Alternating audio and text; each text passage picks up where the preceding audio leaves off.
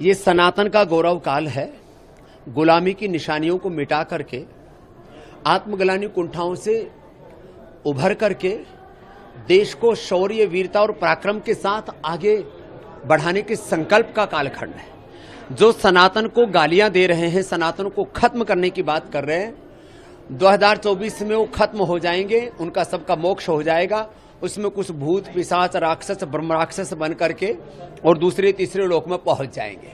जहां तक प्रश्न है, लोग जिस तरह से सनातन पर लांछन लगा करके उसे जातिवादी बताते हैं, उसे जो है भेदभाव और अन्याय वाला बताते हैं, वो कुंठित बुद्धि वाले, दुराग्रही और किसी एजेंडे के तहत सनातन धर्म के खिलाफ विदेशी ताकतों से कहीं प्रभावित होकर के या उनसे जिसको कहते सुपारी लेकर के सनातन धर्म को खत्म करने की बात कर रहे हैं। ब्राह्मण का अर्थ जाति नहीं है। ब्राह्मण का अर्थ है जो अज्ञान को मिटाए, क्षत्रिय का अर्थ है जो अन्याय को मिटाए, और वैश्य का अर्थ है जो अभाव को मिटाए, और शूद्र का अर्थ है जो अशुचिता को मिटा करके शुचिता के प्रतिमान घड़े।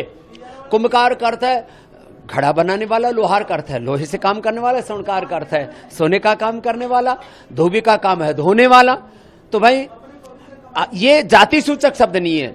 चातुर्वर्ण्यम मया सिस्टम गुण कर्म विभाग से, ये सब कर्म और योग्यता, सामर्थ्य सूचक शब्द हैं।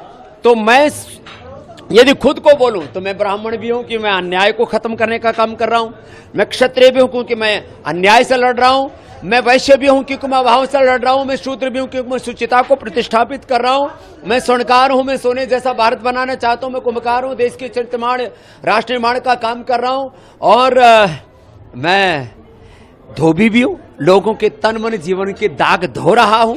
इसलिए ये हमारे भीतर के सामर्थ्य के जो सूचक शब्द थे उनको लोगों ने जातियों के रूप में स्वीकार कर लिया। ये सनातन का दोष नहीं है। स्त्री पुरुष के नाम पर सनातन में कोई दोष नहीं है। जो सनातन पर दोष मंड रहे हैं ये भारत विरोधी, ये सनातन विरोधी और एक एजेंडा के तहत हमारे ऋषि ऋषिकाओं की परंपरा को, भारत और भारतीयता को बदनाम करने का काम कर रहे हैं। और भगवान इनको सबको सद्बुद्धि दे।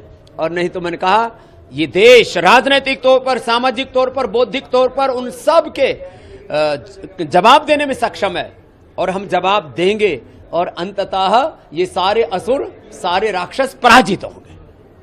बाबूजी, इस समय एक लंबी बहस चली भारत वर्सेस इंडिया, क्या कहना चाहेंगे? भारत हजारों वर्ष पुरानी एक सनातन संस्कृति का उद्घोषक है, इसलिए हम तो भारत वाले हैं।